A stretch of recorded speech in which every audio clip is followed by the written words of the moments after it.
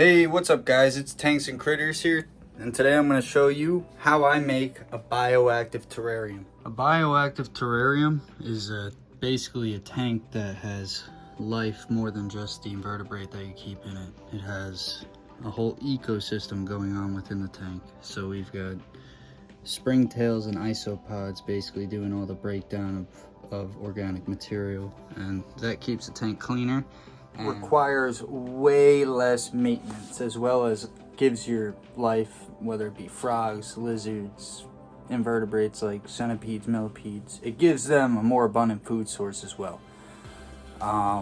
If you think about your natural environment where there's more life, there's greater biodiversity, there is stronger life, therefore more competition, more natural instincts are kicked up. So a bioactive terrarium, I mean, if you have something like a dart frog, it's a must. And then if you have something like a chameleon, I've went both routes. My other chameleon did not last too long. He actually lasted probably only 4 months, and he was in one of those giant breeze screen enclosures. That's a whole nother story.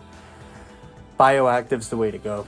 So as you can see, I kind of started already by accident, but my first step is always to add activated charcoal, which is literally charcoal. It helps keep bacteria and fungal growth down. And then you need a rock layer, substrate, any kind of rock that holds moisture, but most importantly keeps the bottom of the tank separated from the substrate in the tank. Now I'll show you, obviously, just dumping more rocks in the tank. I mean, the more rocks you have, the less substrate you need. It adds a lot of elements to the tank. One of the biggest ones is the aesthetic element. When you have your highest stuff and your tallest grass in the back, the tank tends to look deeper than it actually is. Like, this tank's only like 12 inches deep, so we have to use a lot of aesthetic tricks to make it look bigger. So after you're done dumping your rocks, you're gonna once again add more charcoal, activated charcoal. And then you're just gonna wanna like mix it around. Get in the substrate. You're gonna wanna see some, but not all of it. Just make sure some of it's buried. The more mixed around and incorporated you make it, the better the charcoal works against fungus and bacteria. Now this is a 30-gallon tank, 30-gallon high.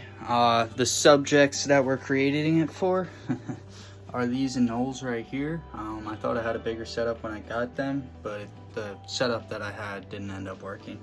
This adds height, it adds width, it adds length.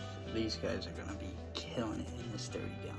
After you add your rocks and your activated charcoal, you're gonna wanna go on and add your substrate. I'll just cut past and show you the finish. Now that you have your substrate in, obviously this is all sphagnum moss. I usually use a mix of like cocofiber, not usually just moss, but I don't have any cocofiber right now.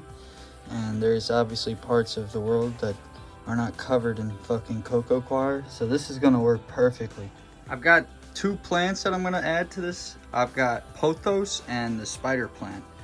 Both obviously are non-toxic and both provide a great environment and great humidity for the tank. Right now, this is what the setup's looking like. We got our plants, we got our substrate, we got our decor, we got some branches and some vines. These guys are up for a good time. Next step, we're gonna add our cleanup crew. As you can see, they're all right there, moving around. Mini bugs. As you can see, we got isopods and springtails in 2 locations in the tank. I'm gonna cover up with some leaves and get ready to put the lizards in. Now for the exciting part, getting these knolls into the tank. First is first.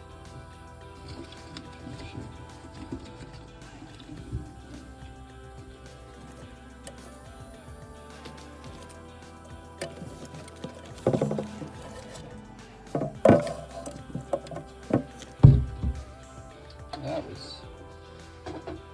was something. 1, 2, 3, 4. Buddy's down there drinking. He's taking sips, taking gulps. How they are basking out. 1 bask, 2 bask. Everybody's got their own climbing space. They got leaves to hide under if it gets to that point. These guys are freaking set.